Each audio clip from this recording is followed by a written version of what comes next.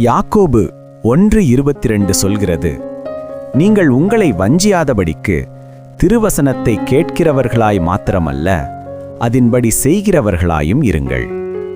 திருவசனத்தை கேட்பது மட்டுமே போதுமானதல்ல, அதை நம் வாழ்க்கையில் நடைமுறைப்படுத்துவதுதான் உண்மையான விசுவாசத்தின் அடையாளம். பல நேரங்களில் நாம் தேவனுடைய வார்த்தையை கேட்கிறோம், ஆனால் அதை செயல்படுத்த மறந்துவிடுகிறோம். இன்று இந்த வசனம் நமக்கு ஒரு அன்பான நினைவூட்டல். தேவன் நம்மை அவருடைய வார்த்தையை கேட்கும் மக்களாக மட்டுமல்ல, அதன்படி வாழும் மக்களாக இருக்க அழைக்கிறார்.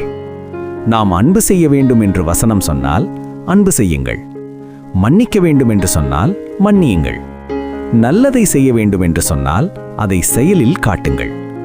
அப்போதுதான் தேவனுடைய வார்த்தை நம்முடைய வாழ்க்கையில் பலன் கொடுக்கும். இந்த லெந்து காலத்தில் நாம் ஒரு முடிவு செய்வோம். கர்த்தாவே, உமது வார்த்தையை நான் கேட்பவனாக மட்டுமல்ல, அதை என் வாழ்க்கையில் செய்கிறவனாக இருக்க எனக்கு உதவி செய்யுங்கள். ஆமேன்.